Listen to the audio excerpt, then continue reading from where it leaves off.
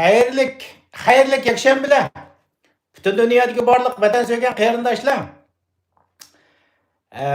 Men yana sizlarning oldinglarda bu yerdan suhbatning hammasini uzvatdi vatandoshlarimiz, o'zinglar ko'rdinglar.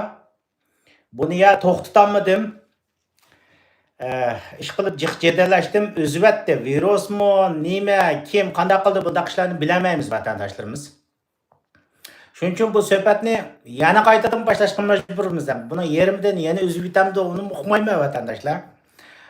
Shundaq YouTube, shundaq ishlarning avorchiligi bor. Chunki bizning qilayotgan ishimiz vatandoshlarimiz ma'lum bir yerlarningki, ma'lum bir o'rinlarning har zaman ularning degandek yerdan chiqmaymiz vatandoshlar. Zaten men chiqmayman. Shuning uchun bu yerda hakkerlar bo'lsin, har turli insonlar to'xtab o'tadi, har turli ishlarni qila oladi vatandoshlarimiz. Çislan dep ölsem bugün 7. ayının 19. günü. Haftalık yakshanba 2026 vatandaşlarımız. Men bilan 14 ming odat o'zining balasi hisoblaydigan bir do'stimizning meniki ikkinchi uyim bilan buni orlig'i 150 metr atrofida shu bog'chida o'tirib suhbat qilyapman, chunki bu yer bek issiq vatandoshlar. Norvegiya bugun Yevropa davlatlaridagidek asosan degidek nayt issiq bo'ladi. Bizdan bo'libmi? Bu Norvegiya nayt issiq vatandoshlar. Issiq bo'lgan ekan, bu shunday po'chib ketamiz vatandoshlarimiz. Sizlar issiq bo'lganligini uni tushunmaysizlar. Bu yerda issiq bo'lgan ekan, po'chib ketamiz shunday. Ko'zoynaklarni taqaymiz. Ish qilib har turli ishlarni qilamiz endi. Endi vatandoshlar, bizniki Norvegiyada shunday issiq bo'lsa, ama bichara xalqniki rostdan degan chaqda buning ichida manmi bor. Boshqa bir davlatlarga issiqni deb sayohatga berishning asosan o'rni qolmaydi. Zaten men uchun endi. Nimishqa Norvegiya nayti pokiz, chiroyli bo'lgandan keyin issiqli bo'lsa, boshqa odamlarning boshqa bir davlatlarga issiqni deb o'tirib sayohatga berishningki hech qanday bir o'rni qolmaydi vatandoshlarimiz. Bu yerdan videoda ko'rsatgan, men yana bir qator ko'rsatay endi. Matrapdimi chiqadi ekan, bunda qarasaqmi chiqadi ekan endi. O'zimni og'ash bunday bir ko'rsatib qo'yay endi. Men bu qo'shnimizningki kichik uyida. Kichik uydaymiz. Men bunda dam oldiganga selib olgan. Bu har yerlardan bundaq bir kofe, choy ichib issiq bo'lgan chaqda turadigan uy bir yasab qo'ygan, yog'ochdan yasagan uylar endi, kichik uy. Bu uyda 3-4 adam o'tirib kofe, choy, bunda issiq mezgilda paranglashib o'tasi bo'ldi endi. Naytimi jiq yer bor, keng tasha yer bor. Men buni ko'rsatib kelsam, sizlar hayron qolasizlar. Bog'cha gullik bilan to'shab ketgan hamma yerlari.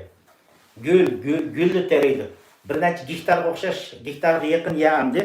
Ash gektardagi yerninki hammasida asosan degidek mana yaqinroq to'g'rilay. Bir jira bo'lib qoldi ekan. Gullar bilan to'shib ketgan bog'cha endi. Vatandoshlarimiz, keyin bir fursat bo'lsa, balkim men ko'rsatishim mumkin. Endi u siyosat qilayotgan odam bu nima ish ko'rsatdi deb qolamdi deb o'tirib buni tunishdimmi endi. Bu yerdan söhbatimiz yerimidan uzildi degandek vatandoshlarimiz, yana uzilib ketsa to'g'ri tushuninglar. Bugun mening sizlarga so'zlaydigan suhbatim vatandoshlarimiz Amerika Eronga yem tashlayotdi degan tiyim bo'ldi vatandoshlarimiz. Yem tashlayotdi degan tiyim bo'ldi. Endi uni men bomba tashlayotdi, qahramon Trump ham bomba tashlayotdi deb o'tirib desam, bilmaymiz endi nurg'un insonlarning titan tumuriga tegib ketdi. Zaten mening mana Trumpkom degandekillar, mana Uyg'urning ichidan xalchoq ziyolidan tortib Facebook'da yuz chiroyi ko'rinmaydigan yajuj majujlardan tortib Trumpkom dema, av mav dema deb o'tirib shunday qilishib oldi endi. Vatandoshlarimiz, endi bu Trumpkomga nisbatan bir xil bir o'shmanlik bor. Buniki oshkora deyolmaydi. Masalan, Trumpdan aqmandaq deb bir deyolmaydi. Masalan, Uyg'urning birichi chiqib oshkor holatda bizga ma'murlar narsalarni degan adam yo'q, ammo Facebookda yoshirin yozayotgan odamlar bo'lar, balkim Xitoyning saqchilari yoki har turli o'rinlarda yozayotgan bo'lishi mumkin. Uni bir o'rin qog'ida. Ammo bu yerda vatandoshlarimiz Trumpkom erkak o'g'il bola, tushundinglarmi? O'g'il bola bo'lgan chaqdan o'g'il bolasi vatandoshlar. Eronda yana o'tirib hozir bombalayotdi. Bunda kimmi bombalaydi vatandoshlarimiz? Trump taxtga chiqqan vaqtimizda Amerikaning aslidagi siyosati terrorizmga qarshi deb vatandaşlarımız. Bu 2016-yil taxtga chiqqandan keyin 2018-yili dunyoning yo'nalishining bu yerda terroristlardan o'ta yana bir terrorist Xitoyning bor ekanligini o'tirib qo'yib bu savdo urushini boshlatgan vatandaşlarımız. 2020-yillari.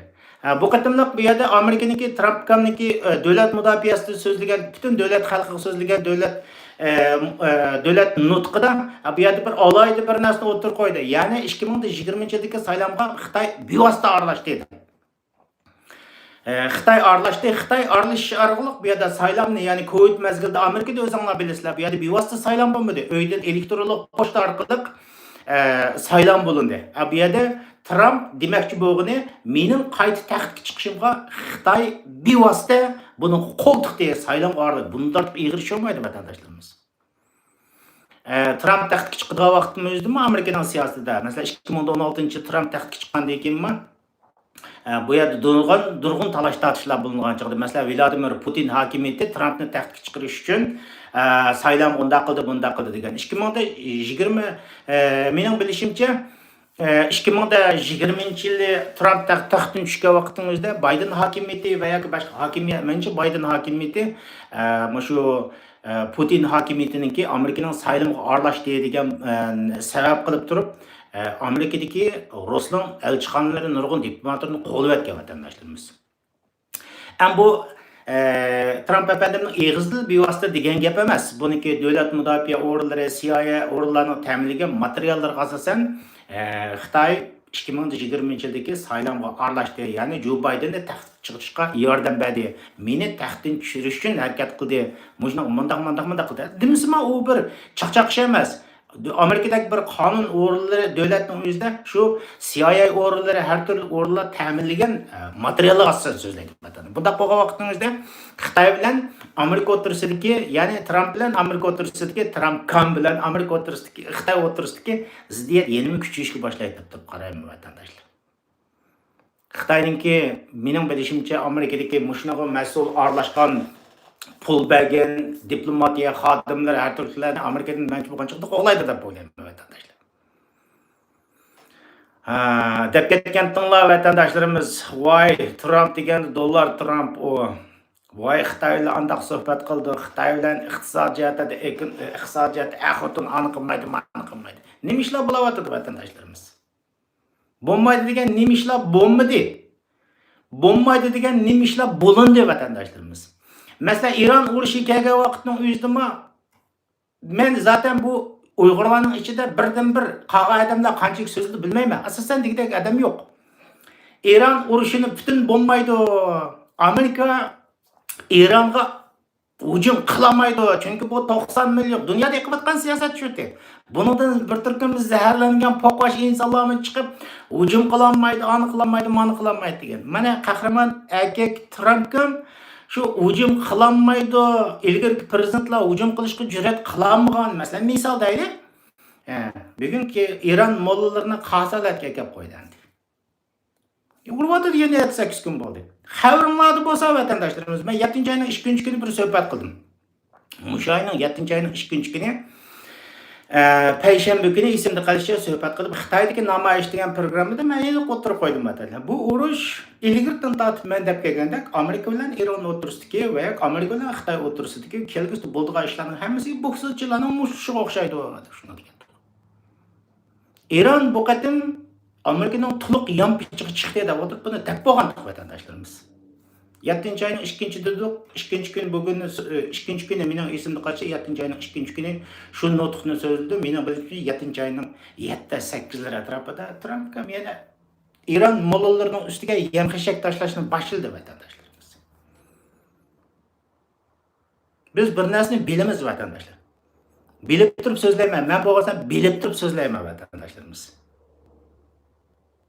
Men bilmagan ishlarni chiqib bu yerda YouTube o'yini qilib, ani qilib men hech qanday bir narsa demadim. Men faqatlar bu yerda maxsus siyosat sifatida aloqa yezib, qalamga elib turib men qilishni yaxshi ko'rmayman vatandaşlar. Faqat o'zim bilgan narsalarni xalq ma ishlar bo'ladi dedik, bo'ldi vatandaşlarimiz. O'tirish sharqimizda Isroilga g'alaba qildi. Hamaschilarni qo'llab o'tirib chaqirib voqirishib ketgan. Haq. Hamas, Pamas, falan bugün degenin hemisi poku oldu 5 gün önce. Biz şunda da koyup. Sen İsrail'in meydanda tur. İş aşında ahırda işte. Nim oldu bugün? Nim oldu bugün? Bugün Hamas'ın uşak çekme gibi kıldıgan bir Müslüman bir dünya var mı? Yok. Sizni her zaman bu işçinizdeki taşkı dünyaya yerleştirilgen casuslar, hayırlar, molullar, yazarmeller bizni her daim 70-80 yıldan beri çıkıp gelgen narsa pokni ichiga ishtirish. Molullar orqali Amerika g'arb dunyosida dushman tutqizish, din yo'l orqali. Mana bu qilib kelgan ish mushu. Shuning uchun nurg'unlagan islomchi kommunistlar mana vashshilat yo'shib ketdi. Men hech qachon parvoyim panak. Men faqat rostni rost dedim, deginim rost, ko'ginim rost, bilginim rost. Men rost bo'lgan ishlarni dedim, amaliyot reallik bo'ldi. Ishonmasangiz 7-oyning 2-kuni İran mollalarından tavut bitti. Bu doğruluk çek leksiyalarını söyledim. Bugün urvatıdı. İran'la oturup bugün yer köylükleri, harbiy o'rinlari, radarlari hemen urvatıdı vatandaşlarımız.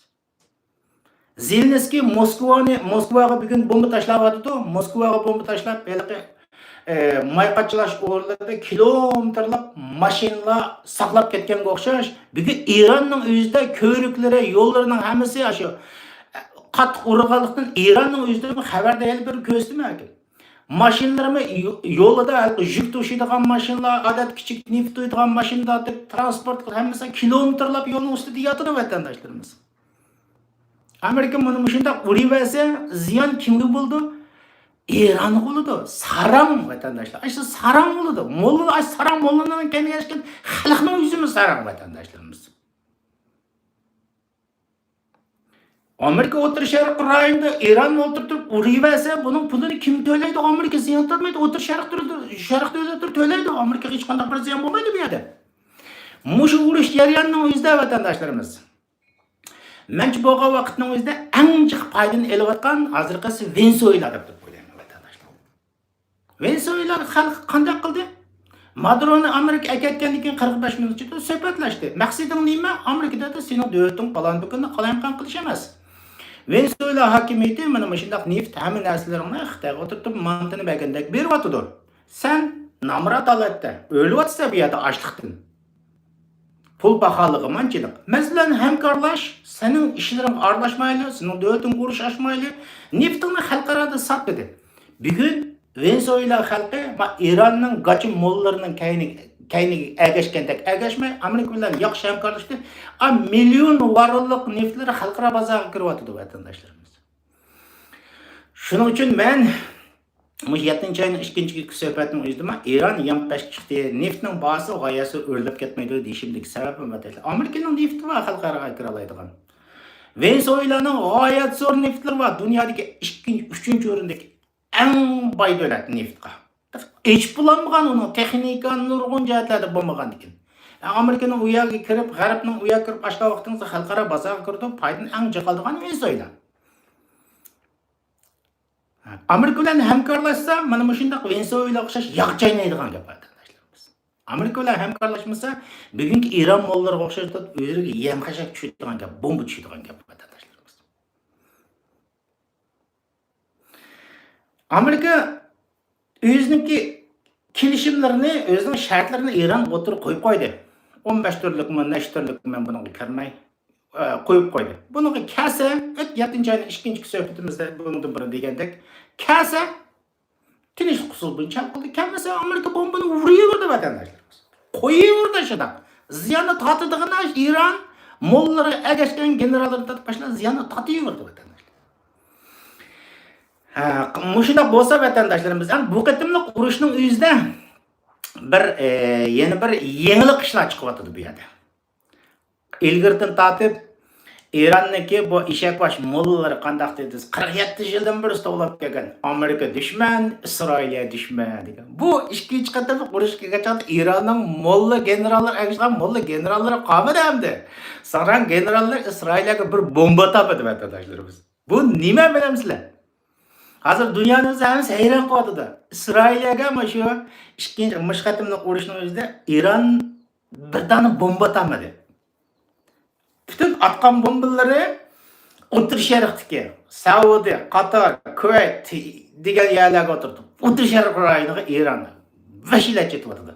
Bu yerda xalqarada chiroyliqlashtirib, Turkning mediasi bo'lsin, u yer bu yerdan. Voy Amerikaningki O'tir Sharqdagi ba'zilarga Eron bomba etyapti. Voy bor. Amerikaning O'tir Sharq rayoni hammasiga ba'ziga to'shab ketibdi-ma u. Bu yerda demakchi o'g'li yana Eronni aqlayapti. Eron bu yerda bir bana Amerikaningki O'tir Sharqdagi ba'zilarga bomba etyapmiz degan banalar bilan Saudining neft o'rinlariga bomba etyapti, hotellarga bomba etyapti, hammalarga bomba etyapti. Buni Turkning yo xalqaradagi shu kommunist molla islomchi medialarning hammasi Eron Amerikaning O'tir Sharqdagi harbiy bazalarga bomba etyapti deb turib yolg'on so'zlagan. Voy Amerikaningki harbiy bazasi Saudining neft o'rinlarida, Qatarning neft o'rinlarida, Kuvaytning neft o'rinlarida Amerikaning harbiy bazasi bormi-ki u yerda? Onda yolg'onchi dunyoning ishi. Bu yerda Eronning qilayotgan ishi qaysi desa vatandoshlarimiz, bu qizil sarangliq. O'tir Sharqdagi davlatlarga bombani taz etyapti. Bu oxirida nimaga keldi deysanglar vatandoshlar. O'tir Sharq davlatlari ustiga bomba tushirgandan keyin Amerikani yana uchun akam deyishga majbur bo'ldi. U yoqdan Isroiliyani yo sening qilayotganing to'g'rika, Eronning urg'uning to'g'rika, voy pandiyat İsrail, pandiyat Amerika ma bizni qutqaz, yana qutqaz deyishga majbur bo'ldi. Yana undan o'ta o'tirib vaqt kelib qolsa bu musulmonlarniki mollalar orqali terrorchilar chiqadi hamda. Jihadistlar chiqadi. Buni Eronga kuch ketishi mumkin vatandoshlar. Tushundingizmi? Bir necha mollalarni chiqarib, siyosiy mollalarni chiqarib, shiyalar degan kafirlar buniga jihad qilganda buni chiqishi mumkin. Chunki O'tir Sharq Arab davlatlariga bir nafas oladigan fursat kerak. Bu fursatni bugun Eron bermayapti arasida degan chiqdi ularga. Saranliq o'ylab qo'yinglar. Buni Venezuela bilan Eronni solishtirib qo'yinglar. Venezuela katolik xristianlar aqlli qoladi, tushundingizmi? Urushga kirmadi Amerika bilan. Mana bu aql bu. Ayni usul bo'yicha neftga boy bo'lgan bugun Eron qanday qilyapti? O'zining davlatini vayron qilyapti. O'tir Sharqdagi neft sotadigan musulmon davlatlarini vayron qilyapti. Xulosa deb aytayapti, musulmon bilan xristianlarning farqi bu. Xristianlar qanday qilmasin aqlli inson, insonlarni tatib avval suhbatlashi jiroqni o'ylaydi. Eron men yashamagandan keyin sen yashama deb o'tirib bir bahona u. O'tir Sharq rayonida Amerikaning bazasi bor degan bana O'tir Sharq butun yerlarga bomba etyapti. Men nima deyman vatandoshlarimiz bu yoqda kelgan vaqtimizda? Men nima deyman bu yerda? Eron nima yaxshi qilyapti deyman vatandoshlarimiz. Eron yana shunday bir yil o'tirib Amerika Eronning ustiga bomba atsa, Eronning mollalari yo molla saranglari O'tir Sharqdagi Yaman, Saudiya Arab birlashmalari Kuvayt, Dubay degan bir 2 yil bombasi oldu deb o'ylayman vatandoshlarimiz. Etib Yejuj Mejujlarning onasidan manisigacha dunyoga to'yg'izvasi deb turib shunday deyman. Chunki bu haromdan bo'lganlar qada qildi desa, bizning millatimizni eng beshi satgan haromliklar ashular. Ularni o'limalar birligidan tortib, o'limalardan tortib hammasi vatanga berib ashaq berib, bu Xitoyning qilayotgan hamma narsa to'g'ri keldi, yaxshi qildi deganda. Bugun Eron yaxshi qildi ularning ustiga. Bu meni 1-2 yil bombasi Eron. Amerika buning ustiga o'tirib 1-2 yil bombasi.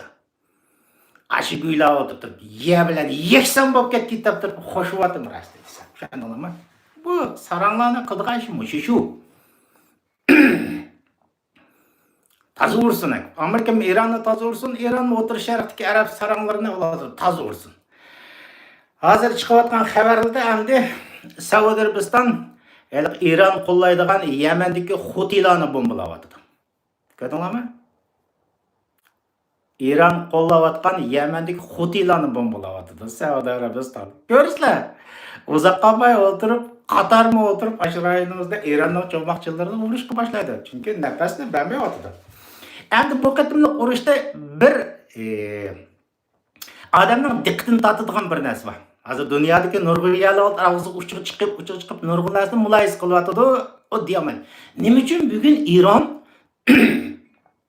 İsrail'e bomba atmadı. Otur Şərqdəki Arab dövlətlərini Amerikanın bazısı var da oturdu, şu yerə bomba etib atdı. İsrail'e bomba atmadı. İsrailiye'nin ulanı qandaq urduğunu bilidi. Mollaga ergashgan generallari, İran'daki saray amaldarlari bilidi uni. U Amerikadagi yo'lni, harbiy o'rinlarni uyabiyani emas. İsrailga bombani atsa Netanyahu dedi. Bizga ezib bomba etib qolmadi dedi. Anmanani ko'stimali dedi. İsrail'e kirib birdan generallari, amaldarlari bir-birlab urdiğanga. Generallarning naq joyini tepib o'tirib, televiziya stansiyasida muhim odamlarni o'ldirmadigani o'ldirib bo'lmagan gap. İsrailga bomba qo'yib bo'lmagan gap. Anadan İran mollari qo'qavyotdi. Chadalama. İranning kalvash amaldarlari qo'qab İsrailga bomba atsak, biz baribir jahannamga ketib qolmaymiz. Shuning uchun bizga bomba atamaydigan bizni İsrailiyada nuqtaliq kirib o'ltirolmaydigan Arab saranlariga ataverayli bombalar bizda o'tirib arablarga aytyapti. Bravo, bu mu yaxshi? Men uchun aytgan vaqtimizda nima deymiz vatandoshlarimiz? İran O'rta Sharqdagi Arab saranlarini toza bombalasin. Amerika İranni toza bombalasin. Bu mening kutgan urushim bu. Chunki men uchun aytgan vaqtimizda Arab saranlari İran deganlarning hammasi bizni setib kelgan Xitoyning g'alchalari vatandoshlarimiz. Bunda degan vaqtimizda bizning ishimizdan islom saranlar chiqib o'tirib bunda sen bilan meniki nima deyishing o men uchun baribir. Bombani toza qo'yibdi. İranmi toza qo'ysin demak. Toza qo'ysin. Gom. Azmaz emas ballistik bombalarni, yuqoridagi bombalarni O'rta Sharqdagi Arab davlatlariga toza assın. Dünya medyası yalğancılık qilib shunda qoldirib, voy, Amerikaningki Kuveytdagi bazasiga bomba atdi. Amerikaningki Pistoniyadagi Saudiyadagi harbiy bazasiga bomba atdi. Yalğan gapni qilib ketaversin. Amaliyotda İranning aytayotgan bombalari Amerikaning harbiy bazasiga ancha-muncha tushyapti orasiga. Chata bir ikki askar o'libdi, buni xabarlarga ko'rdik Amerikaning. Lekin bu yer asosliq tushayotgan bombalari Saudiya, Qatar, Kuvayt deganlarning O'rta Sharqdagi ko'rpaz davlatlarida asosliq neft o'rinlari, jonijon o'rinlar bo'ldi. Bugunlar kelgusi saranglar, kelgusi qanday qildi deysanglar vatandoshlar. Neft o'rinlarini İran, O'rta Sharq davlatlarining neft o'rinlarini urib, buni da herib qolgandan keyin bu saranglarni qilgan ishi bularning ichimlik suvi yerini urdi. İranmi O'rta Sharqdagi davlatlar chunki suv bevosita u yerda qattiq suv bo'lmagandan keyin bu yerda dengiz suyini cheklash orqali ichimlik suvga aylantiradigan o'rinlar bor bularning uchun. Oshiyalarni urishga boshladi ko'rsizlar, bu saranglar. İranmi neft o'rinlarini urib bo'lgandan keyin O'rta Sharqniki, Saudiyaning, Qatarning, Yaman, Taman deganlarniki, Kuvayt deganlarning ichimlik suvini cheklaydigan zavodlarni urishga boshladi bular. Bu sarang bo'ladi vatandosh. Qizil sarang vatandoshlar. Men shunday bo'ldi deb o'ylayman. Endi bu yerda Isroilga kelgan vaqtimizda İranning bu go'ylari aqlni topdi endi. Aqlni tepib Isroilga bomba atamaydi. Ko'rsizlar, Isroilga bomba atdimi? O Isroilga bomba etibmi? O degan 2000 kilometr orliq bo'lgandan keyin u yerga bosimi hech qanday ish qilolmaydi endi. Chunki İran bilan Omanning, İran bilan Kuvaytning orlig'i bir 50-60 kilometrlar. Dengizdan mındaqla qarishib turgandan keyin odatki dronlarni berib uralaydi ekan, zat odatki qurollarni hammasi berib uralaydi ekan O'rta Sharqdagi davlatlarni. Chunki o chegara yaqin orliq. İsroil bilan bo'lsa bir 2000 kilometr bo'lgandan keyin bombasini u yerga berib yetib borguncha urib tushiradi ekan İsroilga. Bunun qurollarni zaten sinab baktı. Hutiga bergan qurollarni, Hizbullahga bergan qurollarni, Hamasga bergan, İran bergan qurollarni İsroilga etib sinab baktı onu. Hech qanday bir uynim bo'lmadi. Shuning uchun bekor o'tirib Isroilga buni to'sib oldi ekan. Buning uchun Isroilga bomba etib yurguncha biz o'lgicha eng yaxshi urushning nochisini mana shu yandagi arablar uraverayli. Yaxshi qildi. Fantastik. Bravo. Noch qildi vatandoshlarimiz. İran bunu açık kılıvatıdı. Amerika bunu çıkılmadı. Trump onu hal kılgıç yerlerine katı kurmadı vatandaşlar. Şimdi urudu vatandaşlar. Bu iş en ahırda berip ben Venezuela'nı misal keltirdim, bir İran'ı misal keltirdim. Bunu da siz düşünüyorsunuz bu. Amerika'nın diginiga kelip hamkorlashib yo'l qilmasa İranmi yoqchaynaydi, o'tir sharqdagilarni yoqchaynaydi. Bu İranning sarang mollalarga o'tir sharqdagi davlatlarga bomba atib kim o'rgatdi buni? O o'rgatdi, ma o'rgatdi, uni buni deyolmaymiz. Bir ummi degan 90 million ola 2-3 ming yillik tarixi bor xalq u. Kalla sarılıp ketken zihniyet avu. Yaman zihniyet. Bir narsani to'g'risi bu hal qilgan narsani tushunolmaydigan gap vatandaşlarımız. Şuna o'tir sharqdagi davlatlarni İranni toza qo'yyapti. Amerika mı İranni toza qo'yyapti. Bo'lsin, mushundaq mangaylaversin vatandaşlarımız. Hem ondan başka azraq dünyadaki vaziyetlerini deysek vatandaşlarımız Xitayda qattiq yataverdi, Chongqing degan yerda qarsak gurillab tog'lar o'tirib gumurlab tushyapti. Bu to'g'riliq dunyoda hech qanday bir tuzuk xabarlarmi xabar bermadi. Çünkü bu dünya medyasının asaslık tutuyotgan yeri shu o'tir sharq, u ya bu ya boshqa u dunyoning boshqa yerdagi ishlarga anchiq kameralarni to'g'irlatmaydi. Asosli Amerikada bir usurib qo'ysin, birisi o'tirib buni tashviq qilish, Yevropada birisi bunda qaraq ish bo'lsin, buni tashviq qilish, Xitoyda nima bo'layotdi bu masala kelgan chaqda boshqa dunyo cho'ng bir narsalarni o'tirib ochqilmaydi vatandoshlar. Ondan başka deb kelsak vatandaşlarımız Ukrayna urushi, Ukrayna Rossiyani pechat uryapti vatandaşlarımız. Ben videolarni azroq ko'rsatishim mumkin. Sizlar hayron qolg'ichilik Moskvaning ichi, Moskvaning atrofi, Ukraynaning yasagan dronlarini hamda hammasini biz bilib ketolmaymiz. 1500 kilometr, 2000 kilometr ariqlargacha. Şu Rossiyaning ishki qism joylariga berib turib ashadi vahshiylarcha uryapti. Dron deganda yerning ustidan bir 50-60 metr egizlikda undan past shaharning Moskvalarning atrofida uchib yurdi. Ruslarning o'zining degan gapini men Ruscha bilganligim bilib turibdim. Biz bunday ishlarni hech bir zaman ko'rib boqmaganda shunday deydi. Demisam Rus xalqi ko'rib boqmagan.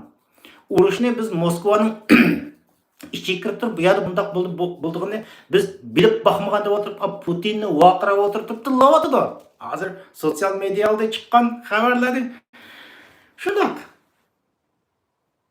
Bu Zelenskiy Ukrayna qahramon Ukrayna Rusni shunday uravergan chaqda nima bo'lmoqchi vatandoshlarimiz? Rusninki ilgirki 7-oyning 2-kunlik suhbatlarda dedi, Xitoy sotadigan neft gazlarning hammalarini to'xtatishga majbur bo'ldi, import qilishga majbur bo'ldi. Bununla munosabatli qandaq degan vaqtning o'zida masalan Rossiyadan bevosita neft gaz oldigan, masalan Qirg'iziston qatorliq gaz oldigan davlatga kelgan vaqtida u yerda hayot to'xtaydi, boshqa bir davlatdan olishga majbur bo'ldi vatandoshlarimiz. Neft gaz bir narsalarni mening bilishimcha Qirg'izistonmi Rusdan oladi. Bularning yo'q. Bu yerdan Rusning sotadigan gaz neftlari o'ziga yetmayapti, boshqalarga nima sotadi vatandoshlarimiz? Ish mujinda bo'layapti vatandoshlar. Zelenskiymi nochlik qildi. O'g'il balda kishini qildi. Rusning ishki qismi zaten bir qiyomat qoyim bo'layapti. Endi ko'z azroq bir ishki videolarni ko'rsatib qo'yman deb buni isbot sifatida. İş nagich kelyapti vatandoshlarimiz. Men har doim mening kanalim kirganimni bildi. Bu 2022 2-oyning 24-kuni Rossiyaning Ukraynaga kirishi 3-dunyo urushining boshlanishi deb o'tirib shunday degan vatandoshlarimiz. Undan buni dunyo tinchdi. Rossiya Ukraynaga kirgandan keyin bayatda siz Rossiya Ukrayna urushi, Ukraynada atqimizda Ukraynaning kayinda qanchalik davlatlar bor? Endi bu yerda o'tir sharqlar bilan İran o'tir sharq rayonlariga kirishdi. Hozir kam degan chaqning o'zida 8-10 davlatlar u yoqqa kengaydi. O'tir sharq rayonlariga. Bu İranning ishimi unda oson hal bo'ladigan ish emas vatandoshlarimiz. Sizlarga deb qo'yay. Biz ilgirki suhbatlarimizda yana deb ketdik.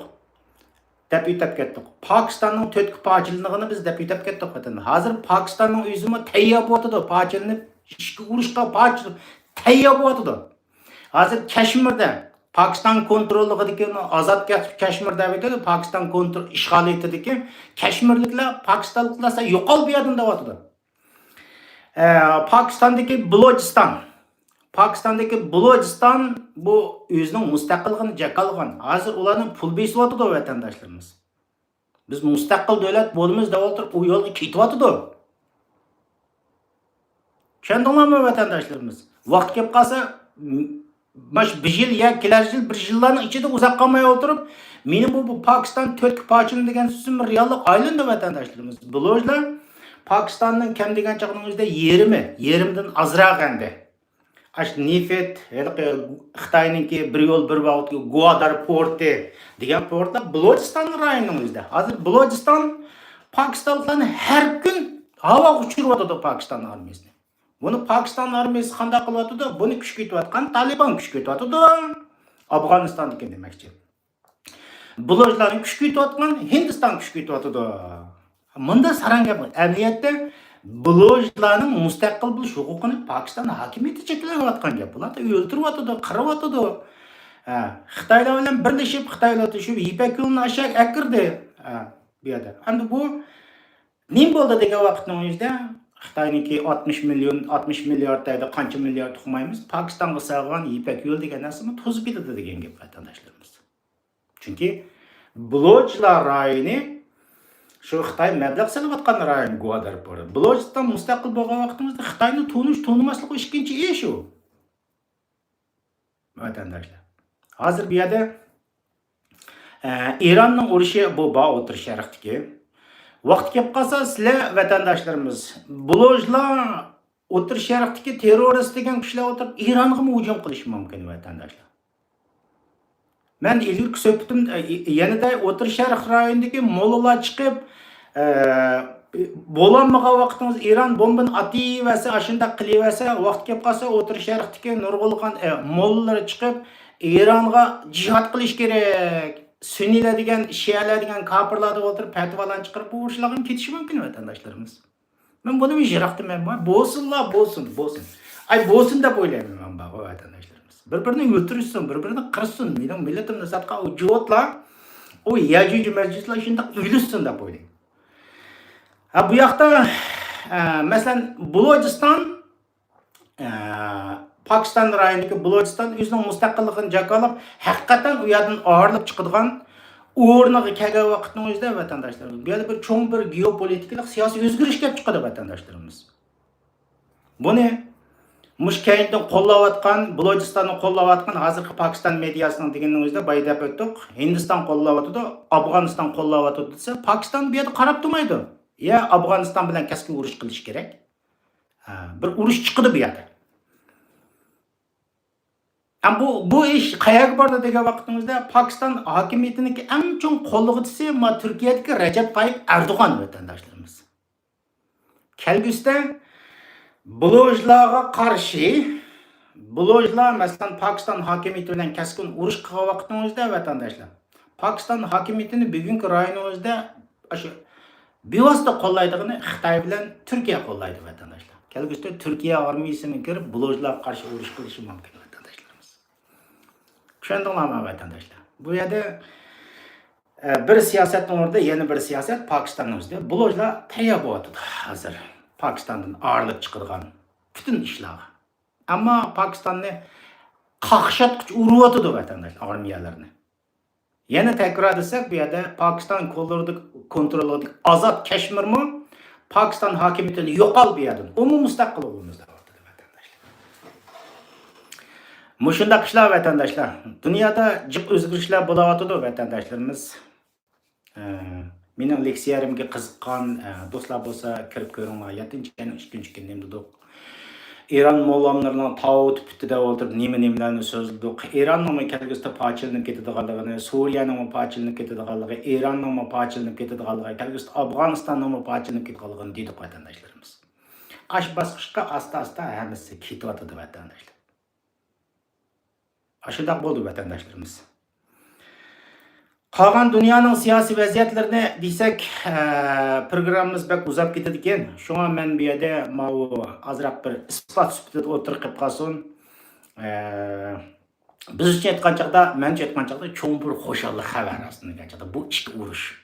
O'ttiz sharqdagi Yajuj Majujlarning Eronning qo'li orqali mundaq, Trampning qo'li orqali bir-biridan bomba yeyishi meni ham xush qilgan xabarlar aslida chaqda. Yillarcha to'xtamiz deb o'ylayman. Yana birisi bu yerda Rosmo bizning millatimizni qattiq satgan, buni Ukraina o'tirib qattiq uryapti. Hozir men ish qilib nayt xo'shaldir aslida degan chaqda. Biz bo'ludi, g'alaba qildi degan, bo'ludi degan ishlar bo'lyapti zaten. Rossiya ikkinchi Afg'oniston bo'ldi degan bo'lyapti, bo'lmayapti. Bo'lyapti bugun. Bu yerda o'tir sharqdagi Amerika Eron tajovuz hujum qilolmaydi degan ben Afg'on qarg'ay qiladi bo'ladi degan. Bo'ldimi, bo'lmayapti. Tek uning ustiga bu yerda ikki bokschiga o'xshab qayrim qoltista buning. Hozir shunday bo'lyapti. Ilgari 60 kun bir qator bombildi, suhbatida Eron suhbatida 15 turli narsani o'tirib qo'ydi. Bu qatam men uni Eron taraf jiddiy ikkinchi qator urdi. Bu o'yinda takrorlandi vatandoshlarimiz. Xuddi boks uchun. Trampning bombasini taziyaydi Eronlar. Bu yoqdan Ruslar Zelenskiyninki bombasini taziyayotdi vatandoshlarimiz. Azroq men nimadan ko'rsatib qo'yay? Mana shu Facebook qo'shib qo'ygan hozir mana shu bo'lgan ishlarni vatandoshlarimiz.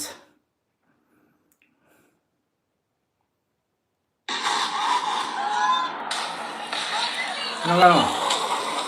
Beşiğe kilayla bunu.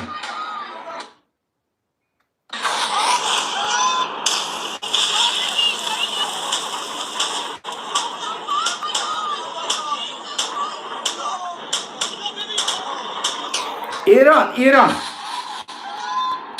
İran'dan yavatkan hormonları düşken bomba diye ta şundaq vahşi partlayotganda İran'a tushyapti vatandaş. Yo'llari, ko'riklari, hamma narsalari o'rischa bir og'iz gap, shundaq sat gap, shundaq bo'lyapti vatandash. Dötlük. Venezuela'ning yo'lini tutgan bo'lsa bu ish bo'lmaydi. Kalva vatandash. Воды вал изгорят. Зажечь огонь в Москве, ракеты Aman bak bu. Путину.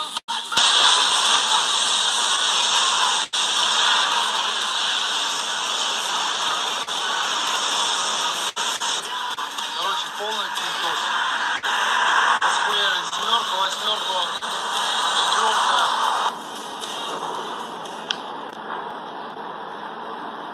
Moskva bu, Moskva. Воды вал изгорят. Зажечь огонь. Ama bu yerda Zelenskiyning chiqaga urishi payz bo'lyapti aslida.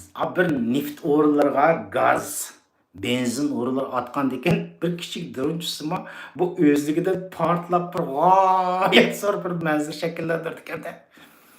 Voy qiziqarli bo'lyapti.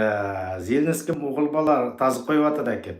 Anasining haqqi bormi Ukrainada? Go'yilniki. Anasining haqqi bormi Ukrainaga kirib ularni bombalab yibilib bunday qilgan. Ammo bir ko'rib qo'yinglar.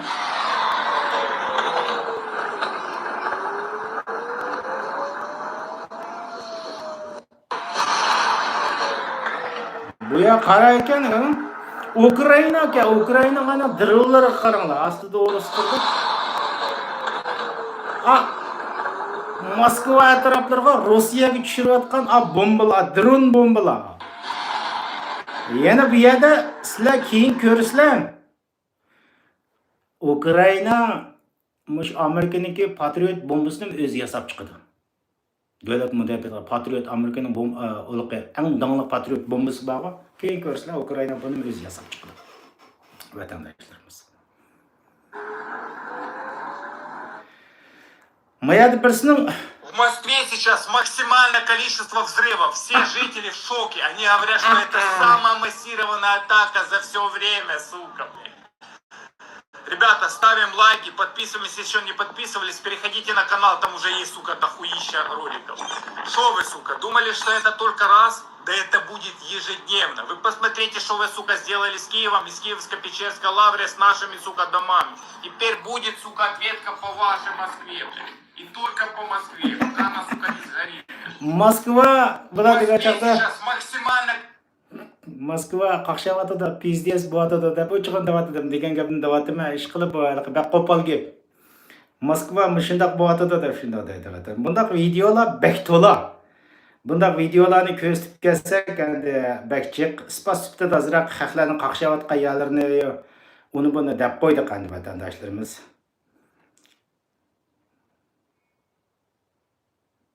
Bu yerda deydi, bu yerda o'ris babasininkini ko'rang, горячий воды нет deydi. Issiq suv yo'q deydi, internet net deydi, internet yo'q deydi. Benzina net deydi. Benzin yo'q da shunday deydi. Leta net yazmı yo'q deydi. Воды нет, интернета нет, лета нет, бензина нет.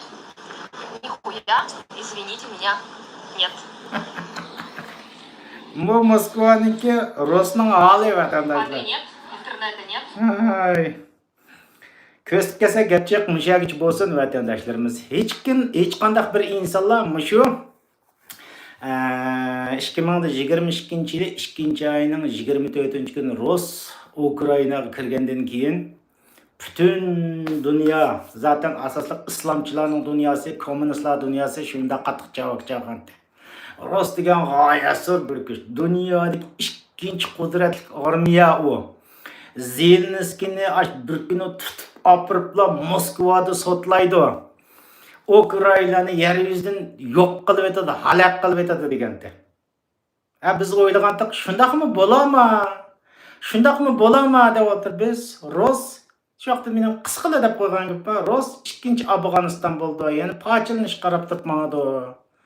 Deb turib shundaq degan. Chunki Sovet Ittifoqi bilan Afg'oniston urush jarayonining o'zida Rus bir qator g'olab tushib 15-16 davlat mustaqil bo'ldi. Endi bugun men shu ikkinchi qatimliq shu Rossiya Ukraina urushni ayni vaqtda Afg'onistonga o'xshatgandim bu yerda. Rus yana bir qator shalaqshib ketdi vatandoshlarimiz. Ukrainani to'sib qolamaydi.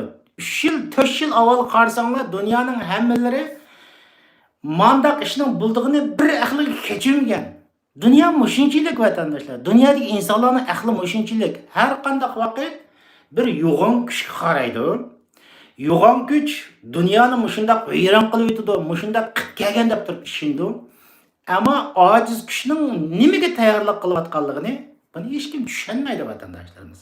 Shuning uchun bütün tarafini Ukraina, Rossiya tarafi turib Yevropa muzlab qoladi, Yevropa gazsiz qoladi, Yevropa pochilinib ketadi, Ukrainani kayni turib xato qildi. Butunlay mushundaq maz tashviqotlarni qilib kelgandi. Hammasi bugun o'tirib o'zining qonidan ig'izdan chiqarmayotdi shunday degan o'rinlar. Ukrainani yutib tashlaydi Rossiya, buyuk Rossiya deganlar bugun shu narsalarni hozir videolar turdi, buni og'ziga tiqsangiz gapqilmaydi hech qaysilari. Bugun Ukraina qattiq urayotgan bo'lsa, mushin chiqib o'tirib, mush holatga qanday qilib turib keldi? Bugungi dunyoning urush sistemasi qaysi nuqtaga keldi? Haqiqatan yo'g'on degan birni kichikmi davlat o'zining texnik ahliga tayansa, mana shunda qaqshatqi zarbalarni beralaydi ekan-ku degan narsalarni yana xalqqa, media, nurg'un narsalar tushundirmaydigan gap vatandoshlarimiz. Mayli u o'zining ishi, bugungi reallik bu. Ukraina mana bu Ruslarni o'shunda holatga keldi. Yaxshi bo'ldi vatandoshlarimiz. Meniki rasm degan chaqda xo'shalning o'ziga xo'shal rasm degan chaqda. Rus u yoqdan mana shunday bomba yo'qotdi. Bu yoqdan Uyg'urni satgan, bizga dushmanlik qilgan, voy diniy jihat qarindosh falon pakanda o'tirib 1000 yildan birisi bizning ichimizga saxti mollalar aldab kelgan bu o'tirishlarga musulmon Yajuj, Majujlar o'tirib bizni qanchalik kevashliklarni qildi. Hatto ig'izdan bo'lsa bir ig'iz rost so'zlab qo'ysa yomon ketmaydi-ku. Ig'izda rost so'zlashdan ko'ngil butunlay Uyg'urga qarshi qaytgan ishlar qilib kelgan. Bugun o'tirib ustiga bombalar o'tirib Eronning qo'li orqali har tarafda bomba tushadi, bir-birini o'ltiryapti. Bir-birini o'ltirsinlar, yesinlar o'tirib. Pokiston bilan Afg'oniston urushsin. Afg'oniston bilan Eron urushsin. Eron O'rta Sharq rayonlariga bombani toza otsin. O'rta Sharq davlatlarini u yoqqa o'tirib toza otsin, bir-birini o'tirib yesin bu jonivorlar o'tirib. Bugun bir-birini jonivorlar yesin, vurra deb o'tirib bugungi suhbatimizni oxirlashtiraylik vatandoshlarimiz. Ko'rishga chamon bo'linglar. Xo'sh.